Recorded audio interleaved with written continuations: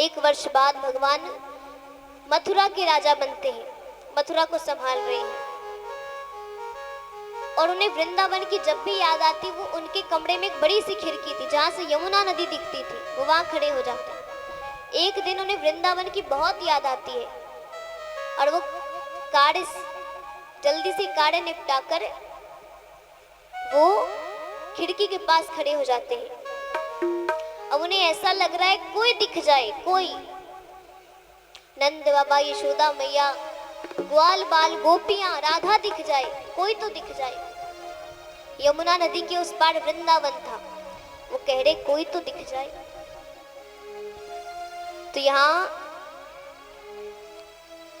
भगवान खूब निहार रहे हैं, उन्हें बहुत याद आ रही है। वो सोच सोच कर रोने लगते हैं। उन्होंने देखा नदी के पास कुछ ग्वाल बाल गैया चराकर घर लौट रहे थे। संध्या का वक्त था। भगवान कहते रहे तो वही समय है जिस समय मैं, मधुमंगल, श्रीदामा, मधुमंगल, हम सभी घर लौटते थे। अब भगवान भूल जाते वो कहाँ खड़े हैं। वो चिल्ला रहे, अरे श्रीदामा रुको, आज तो बड़ी देर हो गई, आज मैया बहुत डांटेंगी, आज मैया बहुत मारेंगी। फिर उन्हें याद आता है कि वो कहाँ खड़े, वो कौन है। वो खूब रोने लगते सोचकर। और यहाँ वो ये सब सोचकर खूब रोते हैं। आइए माताएं बैठ जाइए। देखिए अभी उधो गोपी संवाद होगा तो कोई भी खड़े नहीं होंगे, आपसे अनुरोध है। उधो गोपी संवाद में कोई भी खड़े नहीं होंगे। अभी देखिए भगवान अभी दुख में, और आप हंस रहे हैं, आप उठ रहे हैं, बातचीत करने से अच्छा नहीं लगता। तभी बैठ जाइए। थोड़ी देर बाद आपको जहां जाना होगा वो चले जाइएगा।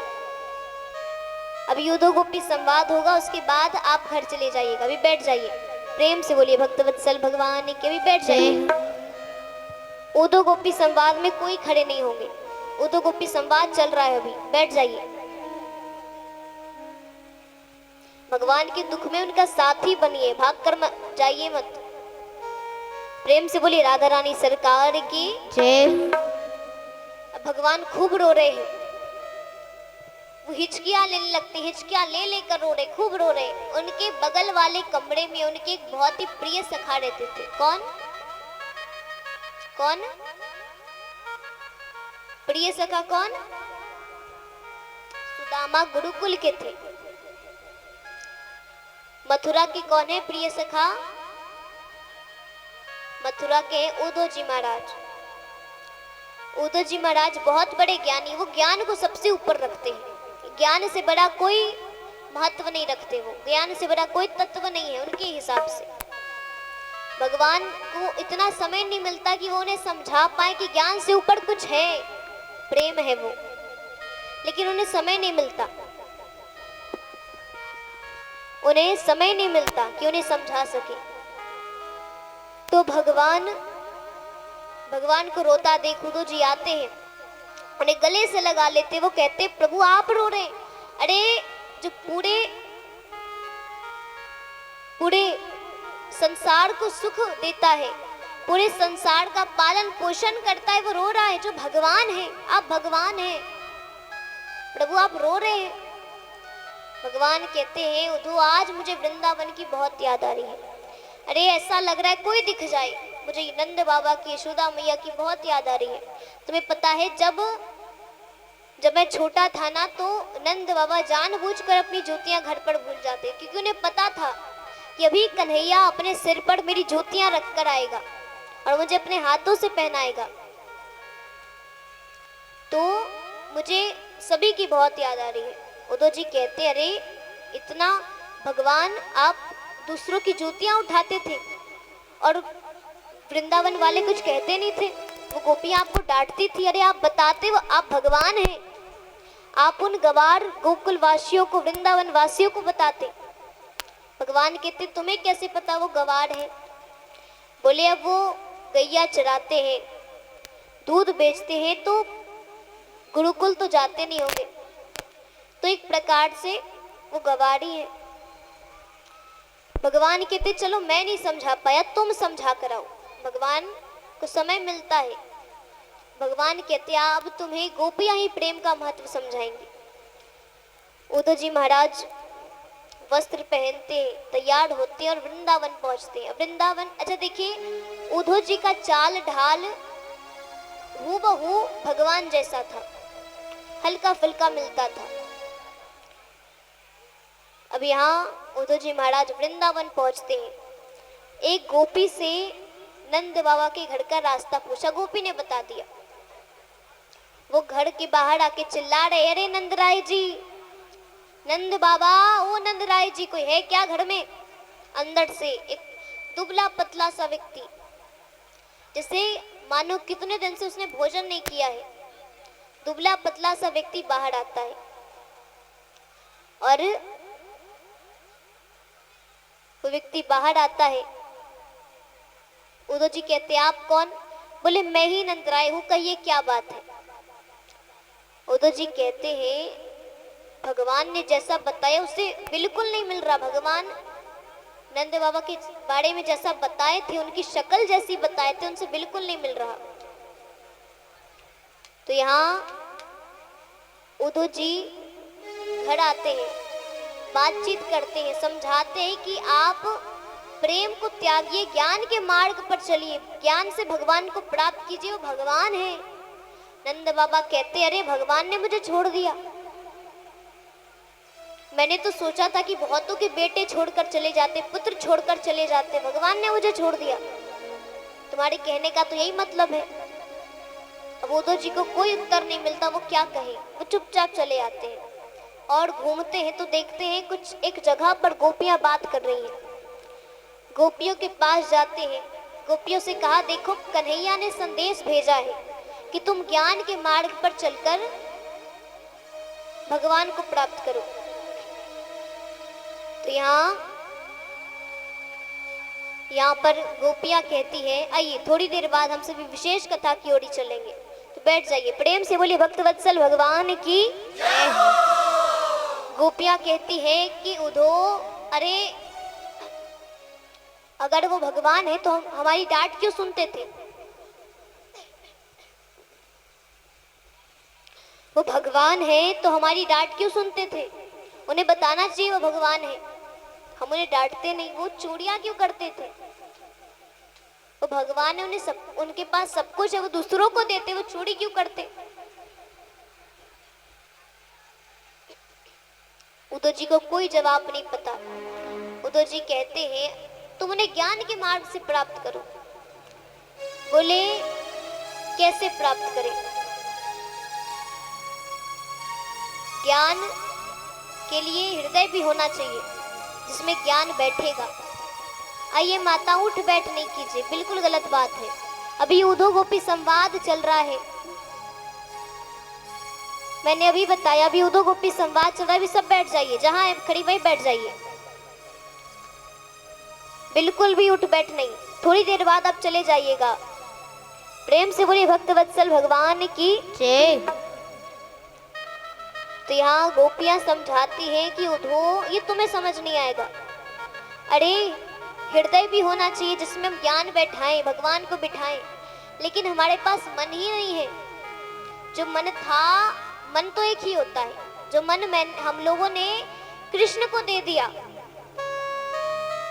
और उसके अलावा मेरे पास और कोई मन नहीं है, तो मुझे कुछ पता नहीं चलता है। ज्ञान से कैसे भगवान को प्राप्त करें? ज्ञान से प्राप्त कर भी लिया तो भगवान आएंगे कैसे? मन तो है नहीं हम लोग के पास, कहाँ बैठेंगे? गोपियों ने कहा तुम नहीं समझोगे। पता है क्यों? बोले क्यों? बोले ये प्रेम की बात है, ये तुम्हें समझ नहीं आएगी, ये तुम्हें नहीं पता चलेगा। हम प्रेमी है, तुम ज्ञानी हो ना, तुम ज्ञान की बात करो, तुम्हें ये प्रेम की बात समझ नहीं आएगी। बोले गोपियों ने कहा ओ ये तो प्रेम की बात है उद्धव, बंदगी तेरे बस की नहीं है। ओ यहाँ सर दे के होते हैं सौदे, आशिकी इतनी सस्ती नहीं है, ओ ये तो प्रेम की बात है ऊधो, ये तो प्रेम की बात है ऊधो, बंदगी तेरे बस की नहीं है।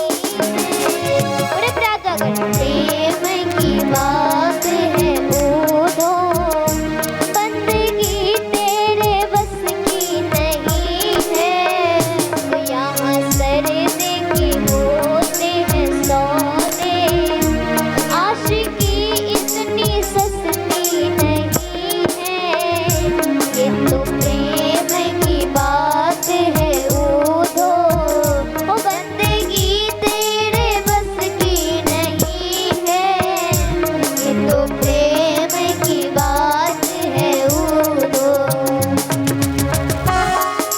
श्री राधे जय।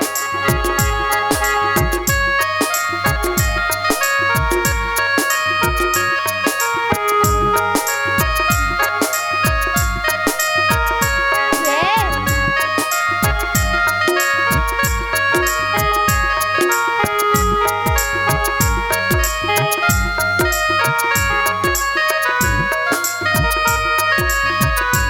प्रेम से बोली राधा रानी सरकार की जय, कृष्ण कन्हैया लाल की जय। बड़े बड़े आप लोग सभी भक्त तालियों की सेवा के साथ प्रेम से बोली उद्धव जी महाराज की जय।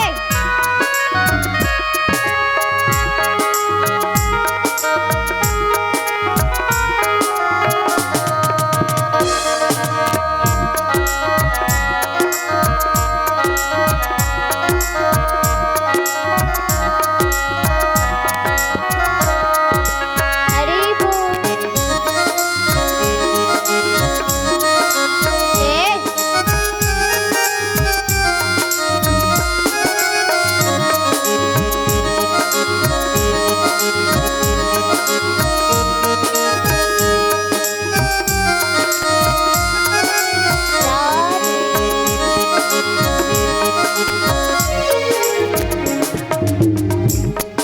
अब यहाँ गोपियाँ कहती कि तुम्हें लगता होगा कि हम सोच समझकर सब कुछ करते हैं, कहाँ हाथ जोड़ना है, कहाँ पैर जोड़ना है, कहाँ क्या बोलना है, लेकिन नहीं।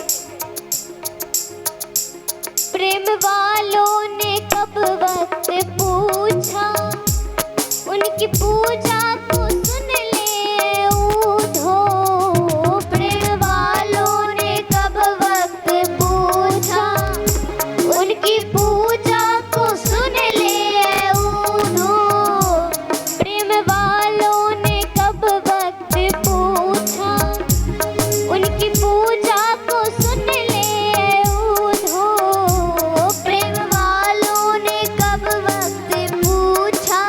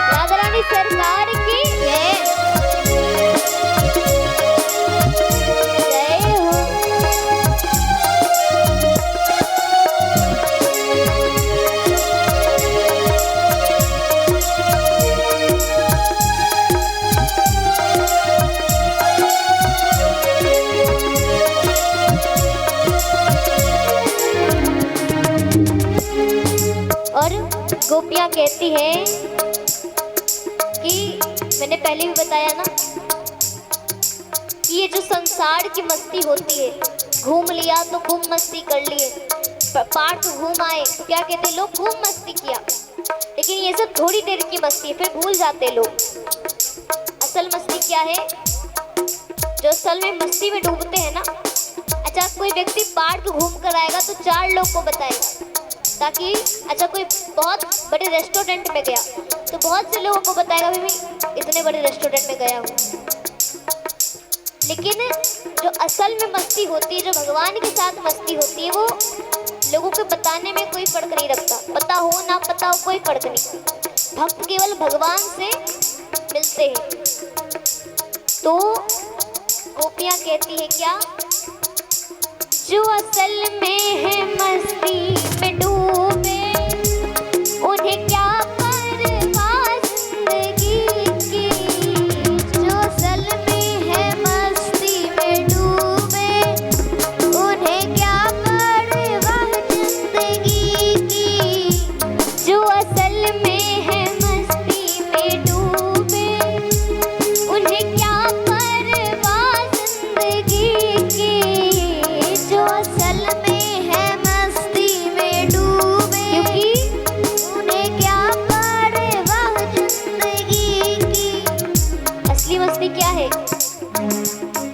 जो उतरती है चढ़ती है मस्ती, जो उतरती है चढ़ती है मस्ती, वो हकीकत में मस्ती नहीं है। ये तो प्रेम की बात है, ओ दो बंदगी तेरे बस की नहीं है। यहाँ सर देके होते हैं सौदे, आशिकी इतनी सस्ती नहीं है। बड़े प्यार की बात है, ओ दो बंदगी तेरे बस की नहीं है। प्रेम की बात है, ओ दो आशिकी इतनी सस्ती नहीं है। ओ बंदगी तेरे बस की नहीं है, आशिकी इतनी सस्ती नहीं है। ये तो प्रेम की बात है, ऊधो। प्रेम से बोले सावरिया सेठ की जय हो। जोरदार जयकारा, पुड़े पुड़े हाथ उठाकर, पुड़े पुड़े प्रेम से बोले कृष्ण कन्हैया लाल की जय हो। थोड़ा और जयकारा लगाई, बिल्कुल आवाज नहीं है, पुड़े पुड़े हाथ उठाकर प्रेम से बोली राधा रानी सरकार की जय, कृष्ण कन्हैया लाल की जय, सावरिया सेठ की जय, भक्त वत्सल भगवान की जय। तो यहाँ उद्धव जी महाराज 6 महीने तक वृंदावन में ही रुकते हैं और फिर मथुरा आते। भगवान कहते हैं कन्हैया, भगवान कहते उद्धव अरे आने में तुमने बड़ी देर कर दी। उद्धव जी कहते भगवान आप कर क्या रहे हो यहाँ। अरे आइए माताएं, अभी बैठ जाइए, अभी यहाँ पर रुक्मिणी और कृष्ण विवाह की ओर ही चल रहे हैं हम लोग। भगवान की कथा के बाद हम रुक्मिणी विवाह की ओर चलेंगे। तो यहाँ उद्धव जी महाराज कहते आप कर क्या रहे हैं यहाँ। अरे आप तो भगवान है ना, आपको वृंदावन वासियों के दुख नहीं दिख रहे। वो कितने दिनों से आपके लिए रो रहे हैं और आप यहाँ राजा बने फिरते हो। बोले मैं क्या करूं, मैं जा नहीं सकता। अरे जरासंध को पता चल गया मेरी प्रीति वृंदावन में है तो वो वहां पर प्रहार करेगा, मुझे मानसिक पीड़ा पहुंचाएगा। यहाँ तो अस्त्र शस्त्र है, वहां तो कुछ भी नहीं है। बोले तो वृंदावन वासियों को यहाँ ले आइए। बोले वो भी मैं नहीं कर सकता, क्योंकि वृंदावन अकेला नहीं पड़ना चाहिए। भगवान की तो तुम चिंता मत करो। अरे वृंदावन अकेला, वृंदावन वासी कभी अकेले नहीं है, मैं हमेशा वहां वास करता हूँ। वृंदावन में भगवान हमेशा वास करते हैं। और ये जो ऊधो गोपी संवाद है ना, ये भगवान की कथा का हृदय है। हृदय तो यहाँ भगवान कहते तुम चिंता मत करो, मैं वृंदावन में सदैव वास करता हूँ। अब यहाँ जरासंध रोजाना प्रहार कर रहे हैं मथुरा पर। भगवान परेशान होकर दूसरी नगरी बनाते हैं। समुद्र से कुछ भूमि मांगी जाती है और नगरी बनती है। नगरी का नाम पड़ता है, क्या नाम पड़ता है? जोर से, जोर से क्या नाम पड़ता है? क्या? जल्दी जल्दी, जोर से, समय नहीं है, जोर से। वृंदावन। नई नगरी का निर्माण होता है, वृंदावन नाम पड़ता है ना? क्या नाम पड़ता है? द्वारिका। समुद्र से भूमि मांगी जाती है और द्वारिका का निर्माण होता है। प्रेम से बोलिए द्वारिका नाथ की, द्वारकाधीश भगवान की जय, द्वारिका के राजा की जय। प्रेम से बोलिए भक्तवत्सल भगवान की जय हो, द्वारिकाधीश भगवान की जय, द्वारिका धाम की जय हो। तो यहाँ द्वारिका का निर्माण होता है और भगवान द्वारिका के